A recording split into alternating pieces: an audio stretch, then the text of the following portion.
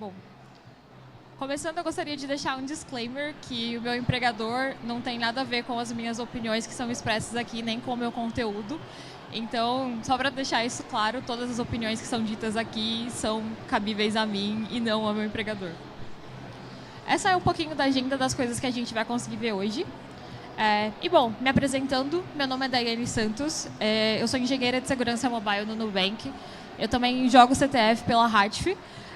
Eu produzo conteúdo sobre mobile hacking e security nessa página do Insta. Eu também sou uma pessoa autista com altas habilidades, antigo superdotação. E alguns dos meus interesses são hacking, neurociência, engenharia reversa e xadrez. Então, se alguém quiser discutir sobre isso depois, sinta-se à vontade para a gente trocar ideia. Começando do começo, o que são malwares? Pela própria etimologia, a gente tem como malware qualquer tipo de... seja programa ou ferramenta desenvolvida com o intuito de ser um software malicioso, por isso malware, malicious software.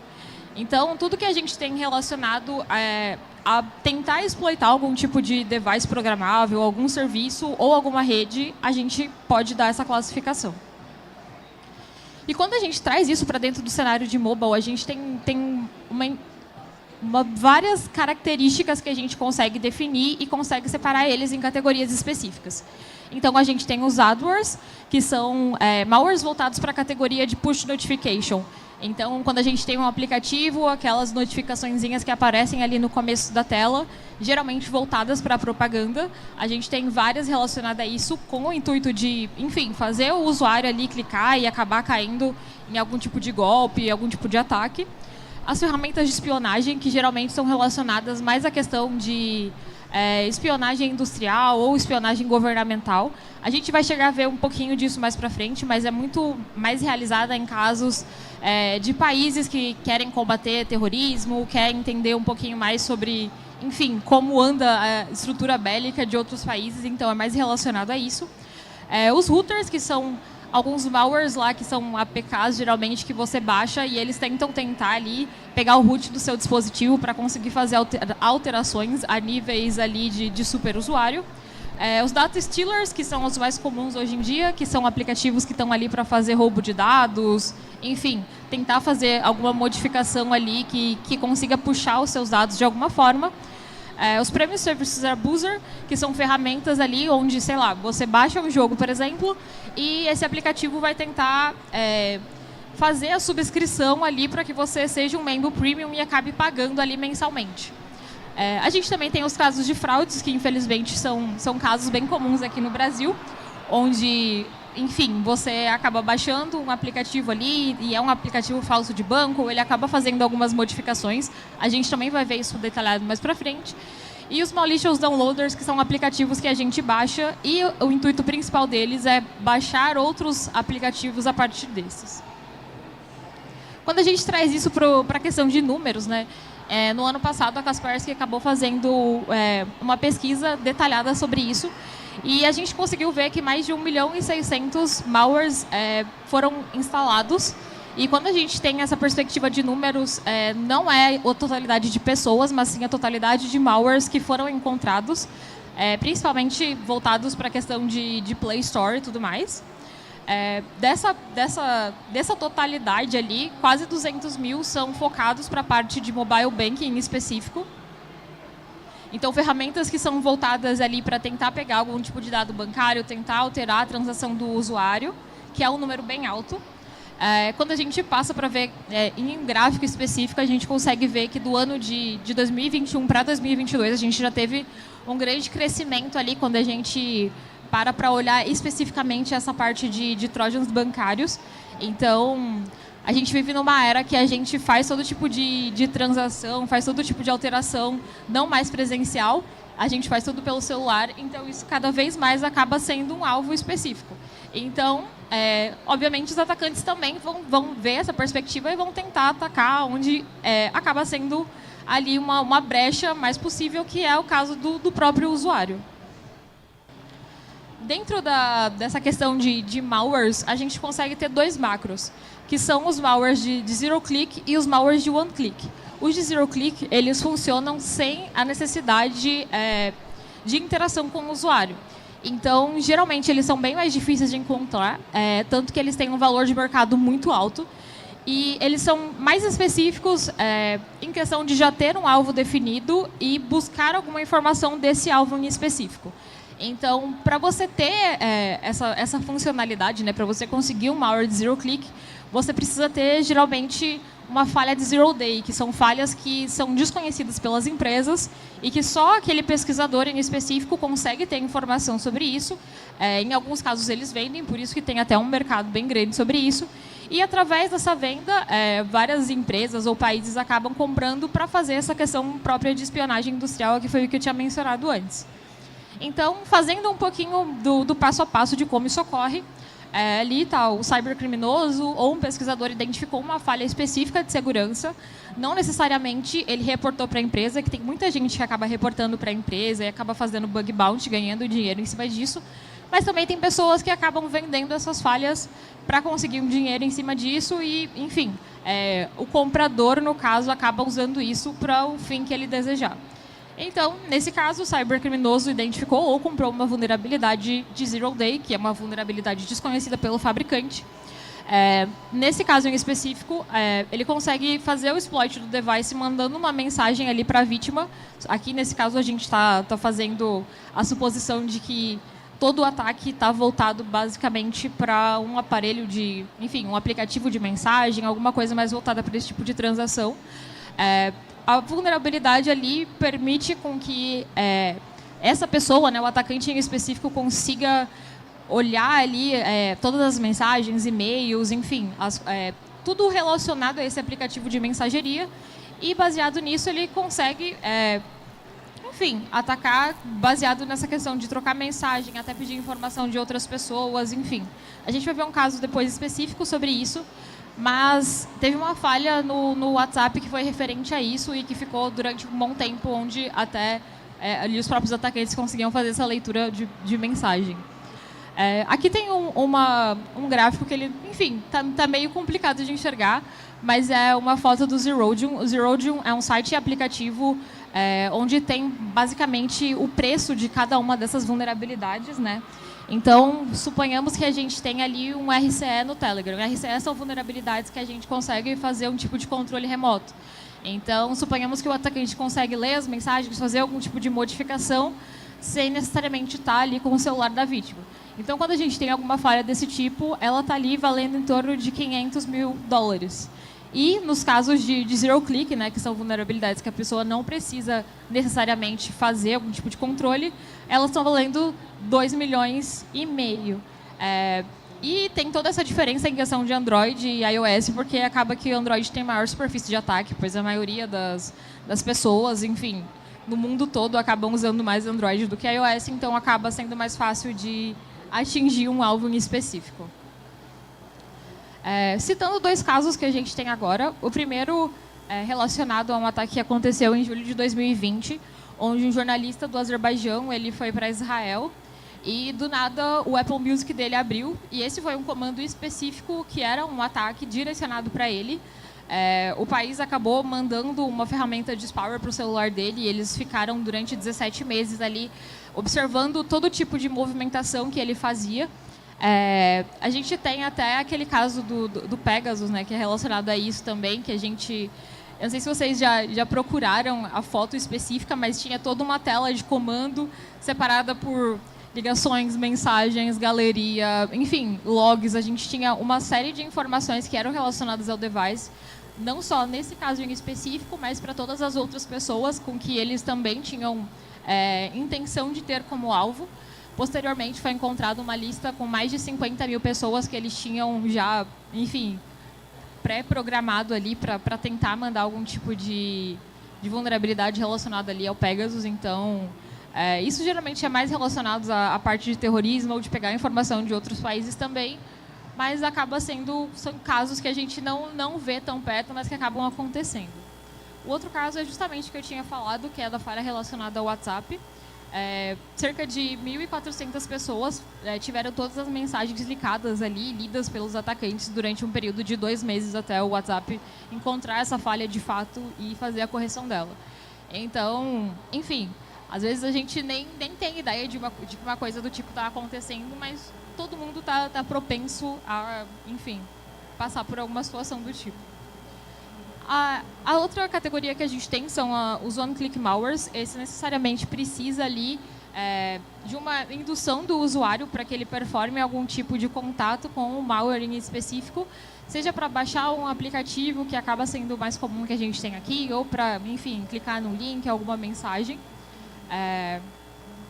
Aqui, trazendo isso para a parte de mensagem também, o atacante vai lá e ele manda um site, que no caso ele precisa que a pessoa clique para ele ter acesso, enfim, o controle de alguma coisa em específico.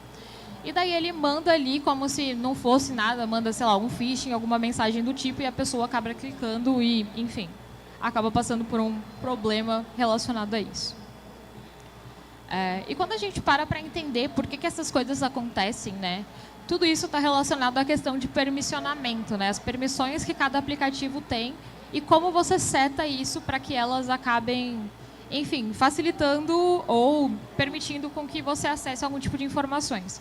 Então, a gente tem essas permissões em runtime, que são essas telinhas que acabam aparecendo para a gente logo quando a gente baixa algum dispositivo ou quando a gente faz alguma modificação. E tem as outras que estão acontecendo ali em segundo plano, que acabam por nem passar para a gente, mas que estão ali em segundo plano, em default, fazendo todo o processo de acesso a informações, enfim. Aqui tem um passo a passo de engenharia reversa, né, de como a gente consegue fazer isso, mas, enfim, só deixando a curiosidade mesmo. E quando a gente completa esse processo de engenharia reversa e tem acesso aos arquivos que estão ali dentro do APK, a gente tem algumas pastas que são bem interessantes para a gente. A primeira delas é a pasta de activities, que estão ali todos os componentes que a gente tem contato, né, que o usuário tem contato.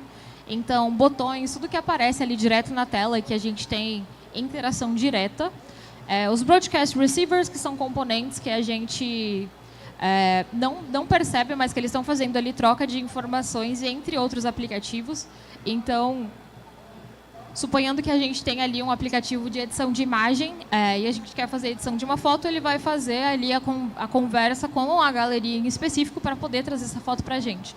Então, são os broadcast receivers que fazem toda essa parte de conversação para trazer a informação necessária. E tem os services ali, que são os componentes que estão performando as ações em background. Então, quando você deixa ali o aplicativo aberto, ele fica ali rodando ali em segundo plano, que você nem vê as coisas atualizando, acontecendo, que às vezes você recebe notificações, mas que, enfim, você não está interagindo ali diretamente com isso. Um outro arquivo, talvez um dos mais importantes que a gente tem, é o Android Manifest. Nele estão descritas todas as permissões que um aplicativo, né, precisa para conseguir funcionar. Então, nesse caso aqui, era um aplicativo de joguinho, e ele tem ali várias permissões que ele pede, como câmera, acesso à internet, ao status de internet, modificação de áudio, vibração, enfim. Sempre que um aplicativo ele precisa de algum funcionamento, geralmente tudo o que ele necessita está descrito aqui. Só que em alguns casos, essas permissões, elas, enfim, são utilizadas para realizar alguns tipos de ataque. Quando a gente para entender como que tudo isso acontece, né, em qual camada ali da arquitetura que está acontecendo, fica entre a camada das próprias aplicações, que são ali os APKs que a gente tem interação, e a parte de runtime, que é a parte que vai fazer ali toda a parte do processamento do Android e tudo mais. Então, nessa parte específica do Android Framework, a gente tem a parte das bibliotecas que a gente tinha falado, né, que é o Content Providers, Activities, toda a questão de notificação, localização, enfim, todo esse gerenciamento ali de informações fica nessa parte em específica. E quando a gente pega para ver, né, tipo, a questão das permissões, os tipos de permissões, a gente consegue definir elas, né, separar elas em 4 categorias, que são as normais, que não apresentam algum tipo de problema, né, caso elas sejam modificadas. Então, status de internet, tá, a internet está funcionando ou não. Tá, tipo, não necessariamente a gente vai conseguir fazer um ataque relacionado a isso, né. As de assinatura, que aqui a gente classificou, a gente tinha classificado como alguma de acessibilidade, mas a gente vai ver que tiveram vários ataques relacionados a isso aqui mesmo no Brasil, há poucos meses atrás. Algumas são consideradas mais perigosas, como a de leitura de contatos, a de escrita, de mandar e receber SMS, porque a partir disso a gente já consegue fazer um ataque direcionado a envio de SMS, por exemplo, conseguir esgotar, tipo, enfim, algum serviço que você tenha relacionado a isso. E Signature System, que são as extremamente perigosas, que estão ali, tipo, Delete Packages ou Install Packages, que são ferramentas que, se o meu aplicativo tiver, eu consigo, a partir deles, tentar baixar um outro aplicativo ou tentar apagar ali algum pacote de outra aplicação, enfim, acaba sendo um pouco mais perigoso. Aqui a gente tem, inclusive, um comparativo entre algumas permissões e 5 malwares diferentes. Então, esses que estão em vermelho ali, a gente consegue ver que são bem interessantes, né? Que, tipo, uma dos malwares ali, o Goldring, ele pedia especificamente elas, né? Então, provavelmente ele era um malware que a função dele era conseguir baixar alguma outra coisa, provavelmente um outro APK ou alguma coisa do tipo. Então, ele tem ali a parte do Delete Packages, do Install Package, e todos eles pedem acesso à internet também, né? Para conseguir, enfim, mandar um tipo de informação para o atacante ou para alguma outra pessoa, uma C2 que esteja envolvida nisso. E ali, em segundo plano, né, as amarelinhas que a gente tem ali, que também são importantes, que é a questão tanto de receber SMS quanto de fazer o envio de SMS. Em alguns casos, várias pessoas usam um segundo aplicativo para conseguir acessar algumas permissões voltadas ao primeiro. Então, suponhamos que nós já temos ali uma falha de permissionamento, né, uma falha de segurança. A gente tem um aplicativo A, que é um aplicativo legítimo, né, que é o aplicativo que a gente baixou ali da Play Store, tudo certo. Um segundo aplicativo que, sei lá, baixamos do Facebook. E esse segundo aplicativo vai baixar um terceiro aplicativo ali, supondo que esse segundo ele tinha ali as permissões voltadas de install package e tudo mais. Então, a gente conseguiu baixar ali um terceiro aplicativo. E esse terceiro aplicativo ele é voltado justamente para conseguir pegar alguma informação. Ele tem um monte de permissões ali e ele consegue bypassar a sandbox dele para conseguir conectar ali com o primeiro e conseguir fazer tanto pegar informações, fazer alguma modificação de algum serviço que esteja acontecendo ali. Então, quando a gente para analisar que cada aplicativo em específico está ali rodando numa sandbox, né, que faz com que ele não interaja com outros aplicativos, também tem a possibilidade de, em alguns tipos de falha, acontecer de a gente ter um aplicativo com muito mais permissão do que deveria, que acontece quebrando essa parte de segurança e conseguindo fazer essas modificações, enfim, com um aplicativo legítimo. Trazendo um pouco para a questão de ataques voltado para acessibilidade, né? Para quem não sabe, quando a gente tem a permissão de acessibilidade, a gente permite ali que esse serviço ele faça toda a leitura de todos os componentes da tela, né? Porque esse serviço é usado para pessoas ali que têm deficiência, então ele faz a leitura de tudo que está acontecendo para que a pessoa, através de comandos de voz, consiga dar ações ali e fornecer comandos para que ele consiga realizar transações, envios de mensagem, enfim, para ter o uso ali comum que a gente tem dia a dia no celular. Então, essa permissão de acessibilidade parecia, né, ser muito ok até começarem alguns ataques a acontecer justamente voltados para essa questão de funcionamento e de monitoria, digamos assim, de todo o funcionamento daquela tela. A gente vai ver aqui 2 casos específicos onde o serviço ali, né, o serviço de acessibilidade estava sendo usado para sobrepor a tela em específico e conseguir fazer algumas alterações ali através de um script ou através de algum controle virtual remoto, tanto para fazer alterações de dado quanto para fazer roubo de login enfim, do usuário. Aqui é só deixando um pouquinho, explicando um pouquinho como isso acontece, para a gente colocar a permissão de acessibilidade acaba sendo bem simples. Nesse caso, ele adiciona o serviço de acessibilidade diretamente àquele arquivo do Android Manifest que a gente tinha visto antes. A gente coloca a parte do receiver, né, que vai fazer a parte de recebimento daquela primeira parte que a gente tinha colocado.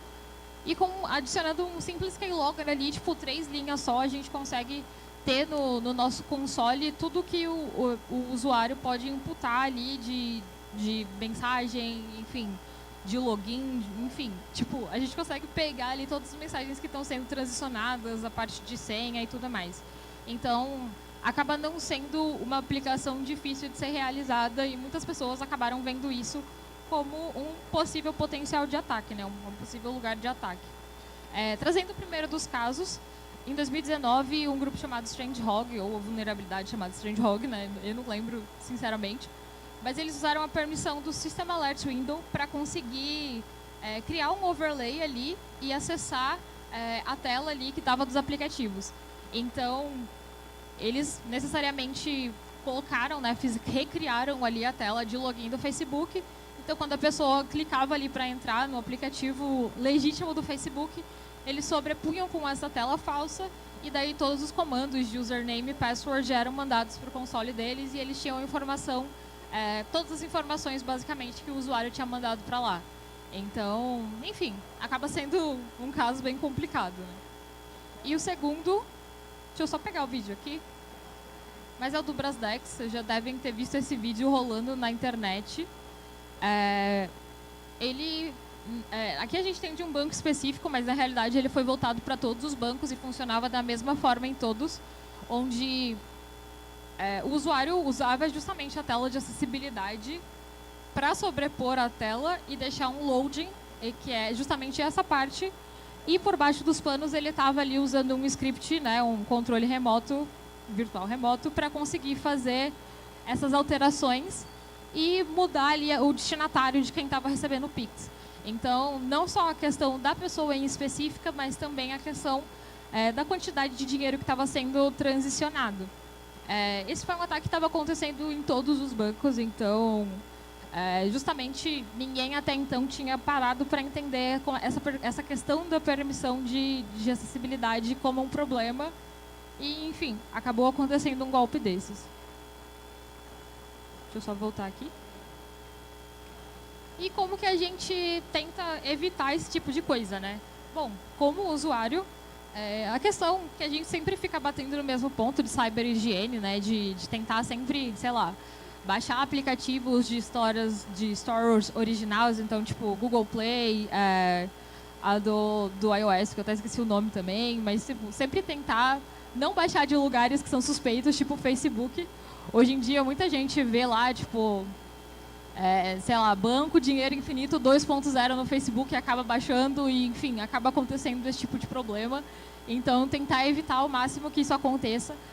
A questão também de realizar jailbreaking ou root no seu celular, você acaba perdendo muitas camadas de segurança ali que já foram criadas justamente para garantir que esse não, mas tipo, vários problemas aconteçam.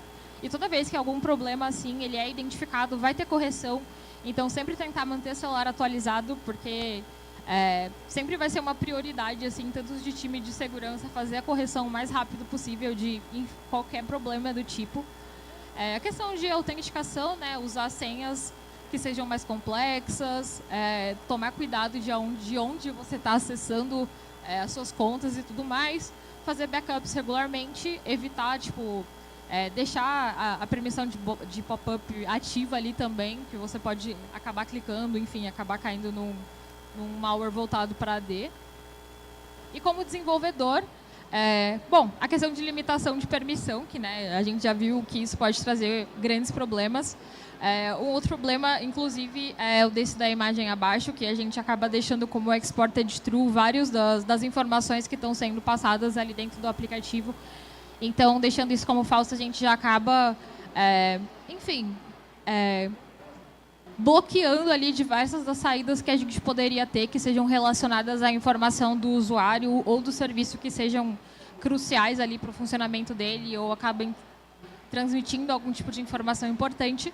A questão do Google Play Protect, que é justamente uma ferramenta voltada para fazer a análise ali da legitimidade do aplicativo, né? Ele verifica se o aplicativo é realmente baixado pela Play Store. O RASP, que são Runtime Application Self Protection, são uma ferramenta que particularmente eu sou muito fã. No mercado a gente tem várias que são relacionadas para isso, mas geralmente elas fazem todo a questão de análise de jailbreak, de root, de emulador, de virtual control, enfim, muita coisa. A maioria delas até traz a questão de próprio code obfuscation junto. Então, tem RASP que a gente consegue ter mais de 30 guardas ali de segurança dentro e a gente consegue fazer a configuração deles em específico para que cada um deles funcione da forma como a gente gostaria. Então, suponhando que eu tenho um malware lá e eu tenho o meu aplicativo bancário lá junto e o meu celular também é routado. Ele vai identificar que tem tanto a questão de um malware quanto a questão do celular com jailbreak ali, celular routado, e ele vai fechar o seu aplicativo legítimo. Então, enfim, a chance de você acabar sofrendo um golpe desses, ou que o seu cliente acabe sofrendo isso, acaba sendo bem diminuída com o uso dessas ferramentas. E até questões de ferramentas in-house, né? Se você tem ali um sistema que é extremamente específico, que você sabe que pode dar problema ali, que tem um potencial problema, tentar criar soluções ali para evitar, assim, ao máximo, qualquer tipo de coisa relacionada a isso. E, bom, eu como usuário, né, como eu consigo identificar que o meu celular está infectado, que tem algum tipo de problema, alguma coisa ali? Bom, acho que o primeiro, assim, é a questão de performance. Quando você começa a ver que o seu celular está devagar, que a performance dele está meio zoada, é a primeira alerta, assim, sinal de alerta. A questão dele ter vários reboots ali, né, dele ficar religando várias vezes seguidas também. A questão de ter aplicativos ali desconhecidos e instalados, isso geralmente vale para quem tem bastante aplicativo, né, mas, enfim, começou a aparecer ali um APK que você desconhece, um aplicativo que você não baixou, também é um sinal disso. A questão de superaquecimento, do nada o celular começou a esquentar muito, quer dizer que ele está sendo superaquecendo ali porque, enfim, ele está tendo um alto processamento de memória, enfim, está tendo algum problema relacionado a isso. Também demorar bastante tempo para desligar.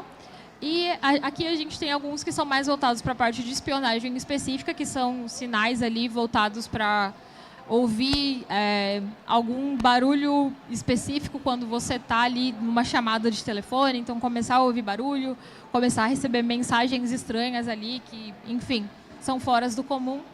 E a questão de você sentir que tem alguma atividade ali acontecendo em stand-by, que você deixa o celular ali, mas do nada, tipo, sei lá, a tela começou a ligar, ou do nada a bateria estava cheia e começou a cair de uma velocidade muito rápida. Enfim, são indícios que a gente consegue entender que tem alguma coisa de errado acontecendo ali. As referências que eu usei para minha palestra foram desse livro, Intelligent Mobile Malware Detection. É um livro muito bom, assim, de verdade.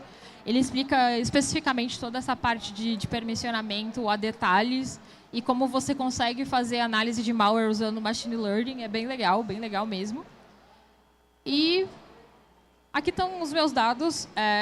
Eu também eu geralmente compartilho conhecimento sobre mobile hacking nas minhas páginas, então se alguém tiver interesse, pode ficar à vontade. Se alguém também tiver alguma dúvida, eu vou ficar aqui mais um tempinho para a gente conversar. E se alguém também quiser mandar e-mail para mim, sinta-se à vontade também. E é isso, pessoal. Muito obrigada.